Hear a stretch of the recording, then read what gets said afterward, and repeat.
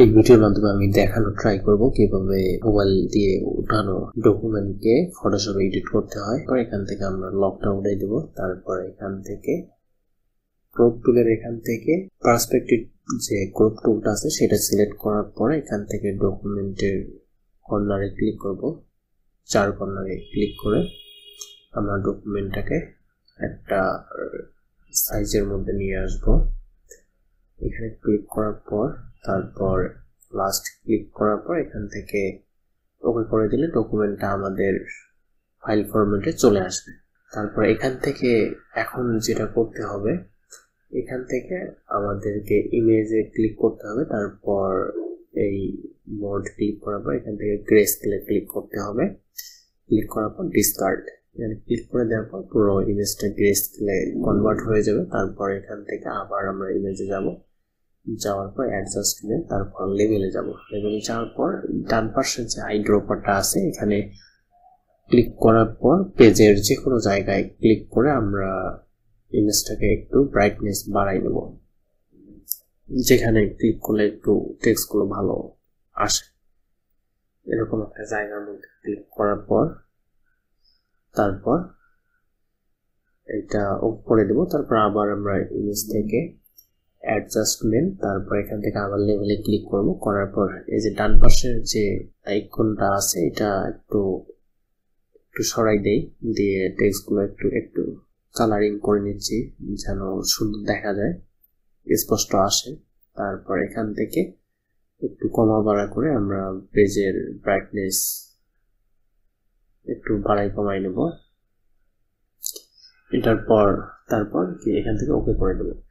এখন আমাদেরকে যেটা করতে হবে, এখান থেকে যে ডস টুলটা আছে ডস টুলটা সিলেক্ট করার পর এখান থেকে শ্যাডো থাকবে, আমরা হাইলাইটস এটা ক্লিক করে দেওয়ার পর এখান থেকে এক্সপোজারটা আমরা কমাই দেব। পেজের ধরন অনুযায়ী আমরা একটু বাড়াই কমাই দিয়ে এই যে কালো যে শ্যাডো গুলো আছে এগুলো আমরা একটু ক্লিন করার ট্রাই করব। এখান থেকে ক্লিন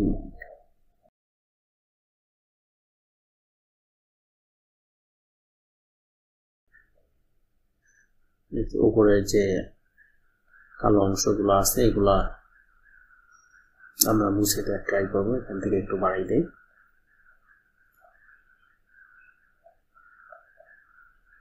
এখান থেকে একটু বাড়াই দেই।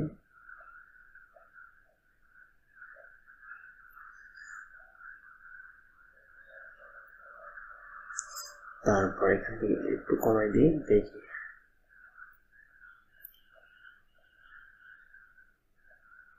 এখান থেকে যেখানে যেখানে ব্ল্যাক শ্যাডোর মধ্যে আছে এগুলোর মধ্যে ক্লিক করে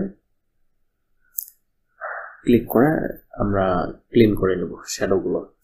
তারপর যেটা করতে হবে, এখান থেকে আমি আবার যদি ইমেজে ক্লিক করি, ইমেজে ক্লিক করার পর অ্যাডজাস্টমেন্ট, তারপর লেভেল থেকে আমি ট্রাই করব যে আর একটু বাড়ানো যায় কিনা, তাহলে লেখাগুলো আমাদের আরো সুন্দর দেখা যাবে এবং প্রিন্ট করার সময় আরো সুন্দরভাবে স্পষ্টভাবে প্রিন্ট হবে।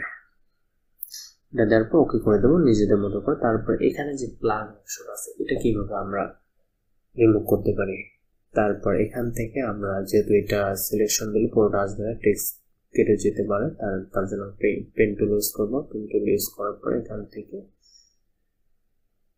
ক্লিক করে আচ্ছা এটা করি, তারপর এখান থেকে মেক সিলেকশন করে দিই, তারপর ওকে করে দিই। যেহেতু আমাদের এটা সিলেক্ট হয়ে গেছে, আমরা এখান থেকে আমরা পেজের কালারটা সিলেক্ট করে দেবো। এখান থেকে আইড্রপার ক্লিক করে এখানে পাশাপাশি এই সিলেকশনের পাশাপাশি জায়গায় ক্লিক করলে তাহলে এই পাশাপাশি যে কালারটা সেটা নিয়ে নেবে।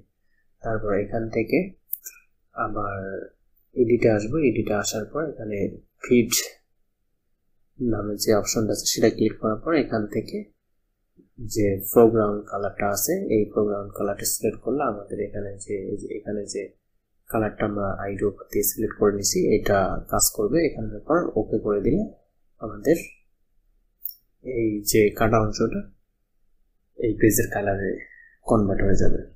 এখান থেকে আবার কন্ট্রোল ডি সিলেক্ট করলে এটা চলে যাবে। যেহেতু আমাদের এই সাইডে আর একটু গ্যাপ আছে, এটা আমরা সিলেকশন যে টুলটা আছে এখান থেকে আমরা টান দিয়ে নেব। নেওয়ার পর আবার এখান থেকে ফিটে ক্লিক করব, করার পর এখান থেকে আবার ওকে করে দেবো। ঠিক আছে, এখন আমাদের ডকুমেন্টটা পুরোপুরি রেডি প্রিন্টের জন্য। এভাবে আমরা খুব সহজে ফটোশপ দিয়ে ডকুমেন্টগুলো এডিট করে নিতে পারি।